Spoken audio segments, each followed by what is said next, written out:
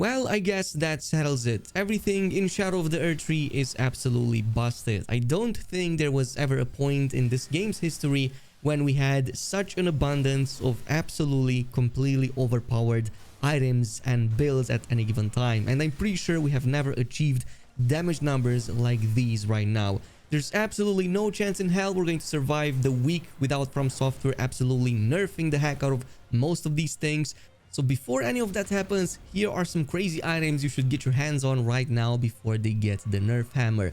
And I talked about arcane setups before, how much I love them, and the fact that arcane players simply got spoiled in the new DLC with so many amazing options, weapons and weapon skills. Well, it just so seems that sorceries also have the best option for arcane, which is going to be the impenetrable thorns. This is part of the bleed build actually, and it can even work for a previous build we already made, which goes mostly into melee, but you can still make use of this with minimal points in intelligence and faith and mostly focus on arcane, because what this does is essentially stack bleed build up to insane levels. When you cast this, you essentially summon 3 lines of very thick thorns, and if they all hit the target, which you do the closer you are to it, it's going to all stack one on top of each other, causing a massive bleed buildup, which is going to send most enemies to their grave pretty much in 3, maximum 4 casts if you are completely unlucky.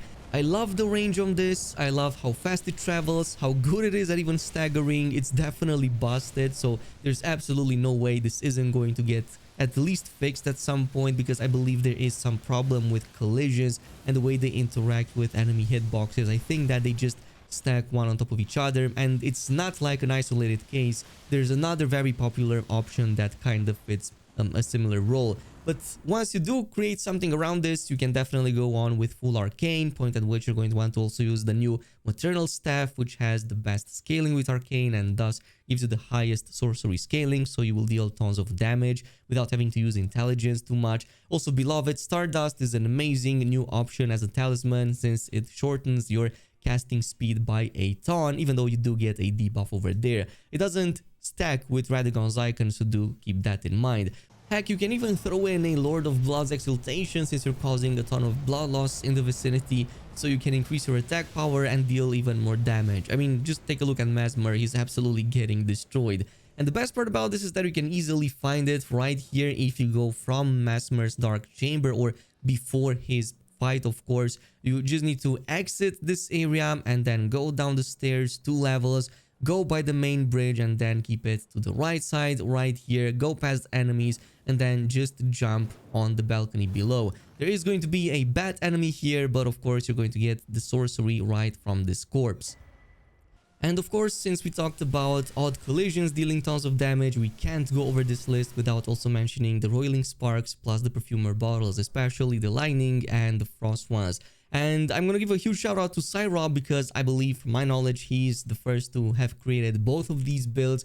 So totally check out his channel if you haven't already. And I'm pretty sure that Miyazaki himself has a wanted poster with this man's face on it. I'm pretty sure From Software right now is monitoring his build guides to see what to nerf and balance next. Because yeah, I mean, the damage numbers on this build are absolutely off the charts. You can literally do like 30, 40, 50k damage depending on how well you can just keep the boss in place. And I believe the reason this is happening is because of the odd interaction when you just aim those sparks at the enemy's feet. So as long as it just hits the ground or any surface, it seems that they all explode in a tiny hitbox, which in turn causes a ton of damage.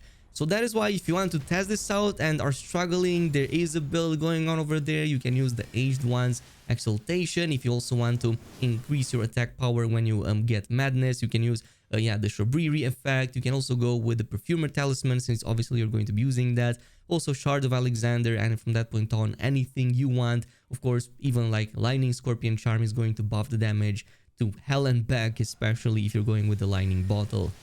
Now at number 3, the next one is going to be the upgraded Past Thread, this time around Spears, the version we get in the DLC. And Past Threads were already really amazing in the base version of the game. They were nerfed at some point in some of the old patches, but this kinda just resumes from where it left, and this time around it deals even more damage. So this thing absolutely shreds big, large hitbox enemies. If it's a big bear boss or any like boss, like 99% of them are going to get absolutely shredded by the spears. This can easily pull off 10k damage if it just goes straight into the enemy's head. That's why rune bears are so easily to defeat. With the past thread spears, you can easily create a build around it. So you can go in full faith, for example, and just focus on this, deal that nice damage. You can also go with arcane yet again and just go with like a dragon called seal, and yeah, just go with that route, have a ton of fun and still deal tons of damage since you're going to be scaling off that seal damage. Now, in terms of how to find this and how to build around it, you can actually use a number of very interesting items. You can again use the beloved Stardust to shorten that cast duration. You can also go ahead and yeah, just add the Flux Canvas Talisman to increase the damage on it. And yeah, basically anything you want to just buff up the damage of incantations, or yeah, maybe increase your defenses, because yeah, the animation is going to take quite a bit. So you can get this very close to Rau Ancient Ruin, west side of Grace right here. We talked about this before, as we also got one of that Sword of Light in the area. But basically from this point on, you're going to want to make your way towards all of those Kindred of Rot in the Rot Lake areas. So you're just going to navigate some of these buildings up until eventually you do reach that tunnel. And once you reach the first part of the tunnel, assuming that you're not going to die during it, just go to your left and take that lift towards the second level. And from this point on, just continue into the back area of this path, kind of leading upwards, because in the back is where you're going to find that on this corpse. Now, another very solid option is the Barbed Staff Spear, and I find its attack called Jory's Inquisition to be really strong on one side, because you unleash a similar attack to the one that the boss was using against you when you fought it at the end of the Darklight Catacombs as you were making your way in the Abyssal Woods. So it's pretty much the same one. It kind of spams these arcs of light while holy damage, but at the same time they also seem to take into effect that bleed buildup of the weapon. So you can actually cause blood loss with the spell effect on it as well. At least that was the case from my testing.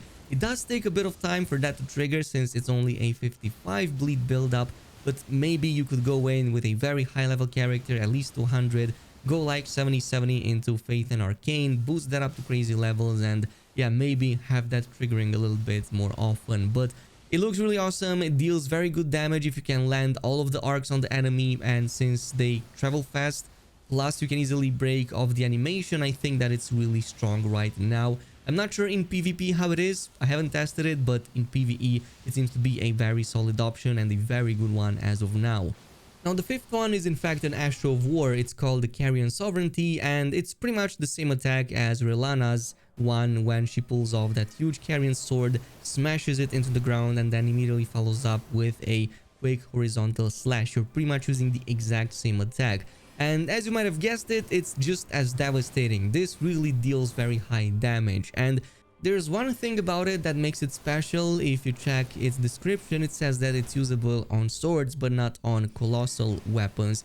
However, it is usable on great swords, and it seems that for some reason when you pair this with a great sword, you kind of get much better hyper armor, which means that it's quite difficult to get interrupted even against boss attacks. Now this was at least the case up until this morning, when I think that the newest patch kind of fine-tuned this a little bit, and now you still do get a bit more interrupted than before. Maybe it's just bad luck, but I'm noticing a number of attacks that previously did not even like phase my character now kind of getting me out of the animation. So you can actually get this from a teardrop scarab that you can find right here in this cave. You just need to travel by the road south from the Cathedral of Manus Meteor and eventually pay attention to your left. You're going to enter this cave at almost the end of it, and the scarab is going to be at the ceiling level. So just use ranged attacks, make it drop, and this is going to get you the Ash of War. And you can combine this, like I said, for a Carian build. You can use like Shard of Alexander. You can also go with like a Magic Scorpion Charm if you of course buff that. And even further, you can use the Rakshasa build, which is going to be the one you want. The Rakshasa armor is going to just buff your damage by another 8% if you want to. And I think that it's going to be the best for any of these builds and setups we talked about until now. Now the sixth one is, well, not even a weapon or a skill, it's actually a summon, and it's called Jolan and Anna. This one actually comes with some two very strong summons in one single summon. Basically, you're summoning two enemies to fight alongside you, and they basically stack a ton of bleed build up. They can easily destroy enemies. Even against the lion boss at the start, they alone took like half of its HP without me doing anything. So obviously it will make things very easy for you. But you actually get this at the end of Ymir's questline. Essentially, once you defeat the final boss and get to speak to Jolan again, you will have to give her the Iris of Grace so that we can get this reward from her. And with this, you're going to need to head over to the Shaman village, which you again do via that questline as well, and then use the cliffside towards the end of it to basically jump at the top of the Rabath Rise. And here at the top, you're going to find a corpse, and if you interact with it, you can give it that Jolan summon, and now it's going to transform into Jolan and Anna. Oh, and by the way, do not upgrade the Jolan summon prior to getting Jolan and Anna. For some reason, it seems that this causes an odd interaction where you lose a ton of damage and, well, defenses on the final summon if you summoned its base version initially. So just wait until you get Jolan and Anna and then go and fully upgrade this to +10.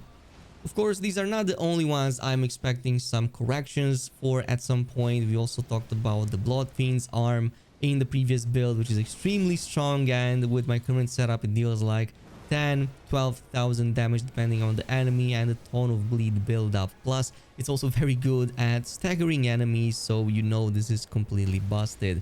And I love this, but I am definitely expecting that bleed build-up, the blood loss of 200 plus, to maybe be scaled down when you put it with a bleed affinity. I just don't see From Software letting this off as it currently is. They like nerfed other weapons in the past that were nowhere near as OP as this is.